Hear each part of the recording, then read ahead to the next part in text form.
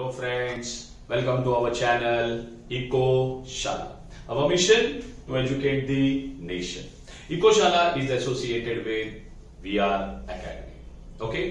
जैसे कि पिछले वीडियो में हमने सीखा था फॉरेन एक्सचेंज रेट कि किस तरीके से हमें फॉरेन एक्सचेंज करना पड़ता है, उसका प्राइस होता है, डॉलर को रुपीस में एक्सचेंज करना पड़ता है, इसे हमने वो वीडियो में देखा था। आज जो कंसेप्ट मैं आपको डिस्कस करने वाला हूं वो कंसेप्ट का नाम है डेप्रिसिएशन ऑफ करेंसी।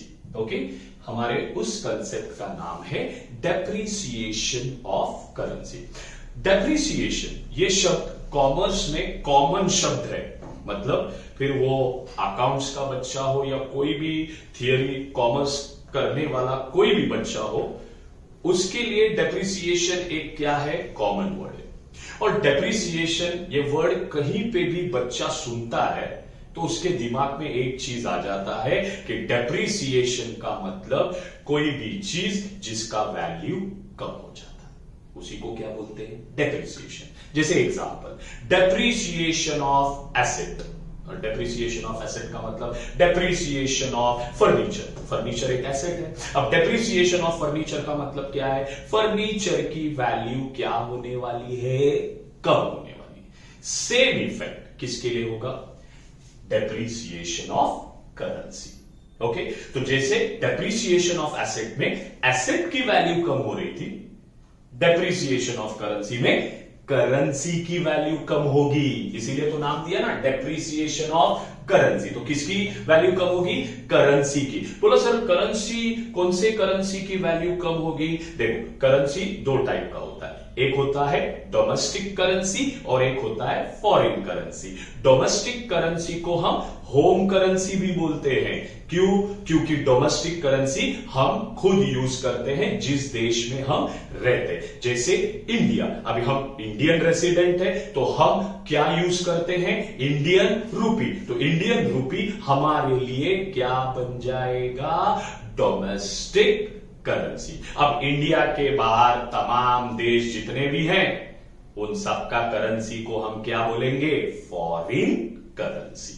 ओके, तो डेप्रिसिएशन ऑफ करेंसी में करेंसी की वैल्यू कम होगी, लेकिन कौन से करेंसी की वैल्यू कम होगी, डोमेस्टिक करेंसी का वैल्यू कम होगा। देखिए क्या बोला है। Okay, it means depreciation of currency means decline or decrease in value of what, domestic currency in terms of what, foreign currency। तो मैंने क्या बताया, डेप्रिसिएशन ऑफ करेंसी का मतलब क्या है, वैल्यू डिक्लाइन होना, वैल्यू डिक्रीज होना, किसका, डोमेस्टिक करेंसी का। किस टर्म्स में, फॉरेन करेंसी में। आइए एग्जांपल देखते हैं कि डेप्रिसिएशन ऑफ करेंसी कैसे होता है। Okay, for example $1 is equal to कितना रुपीज है, 80 रुपीज। $1 की कीमत 80 रुपया चल रही है, इसका मतलब हम $1 के लिए कितना पेमेंट कर रहे, 80 रुपीज। कितना पेमेंट कर रहे, 80 रुपीज। अब क्या हो गया, $1 इज इक्वल टू वॉट, 82। तो हम डॉलर कितने में खरीद रहे थे पहले, $1 इज इक्वल टू 80 रुपीज में खरीद रहे थे। अब हम डॉलर्स कितने रुपए में खरीद रहे, 82 रुपीज में। तो बताइए 2 रुपया हमारा बच रहा है या 2 रुपया ज्यादा खर्च हो रहा है? हाँ, 2 रुपया ज्यादा खर्च हो रहा है, मतलब 2 रुपया हमारे जेब में जो था वो जेब से बाहर जा रहा है, तो हमारा इंडियन जेब जो है वो 2 रुपए से क्या हुआ, कम हुआ। तो क्या कम हुआ, डोमेस्टिक करेंसी का वैल्यू कम हुआ। कितने रुपए से, 2 रुपए से। कैसे, 80 रुपए में खरीद रहे थे, 82 रुपए में खरीद रहे हैं आप, दैट इज 82 रुपीज में खरीद रहे हैं, तो 2 रुपया इंडियन करेंसी का वैल्यू क्या हो गया, कम हो गए। तो याद रखना, डेप्रिसिएशन ऑफ करेंसी में एक्सचेंज रेट बढ़ता है, और जब एक्सचेंज रेट बढ़ता है तो डोमेस्टिक करेंसी का वैल्यू कम होता है, और उसको हम बोलते हैं डेप्रिसिएशन ऑफ करेंसी। देखिए, in the above example, value of Indian currency decreases by ₹2। क्यों? 80 में खरीद रहे थे, 82 में खरीद रहे, तो ₹2 से करेंसी का वैल्यू कम हो गया।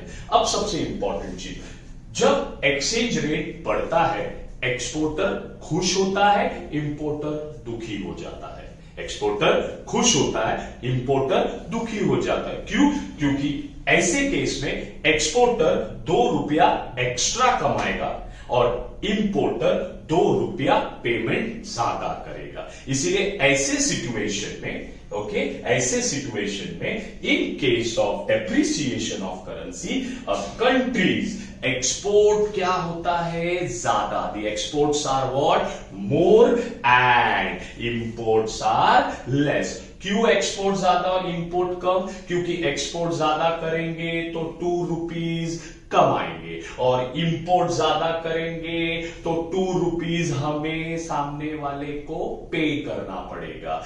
इसीलिए डेप्रिसिएशन के वक्त एक्सपोर्ट ज्यादा किया जाता है और इंपोर्ट कम किया जाता है। तो आपको ये वीडियो समझ में आया होगा? यस। तो अगर आपको समझ में आया है तो ढेर सारा प्यार दीजिए हमारे चैनल को, लाइक कीजिए, शेयर कीजिए, सब्सक्राइब कीजिए और कमेंट कीजिए। अगर कोई टॉपिक आपको इंटरेस्टिंग सीखना रहेगा तो मैं जरूर इसके ऊपर वीडियो बनाऊंगा। Thank you very much.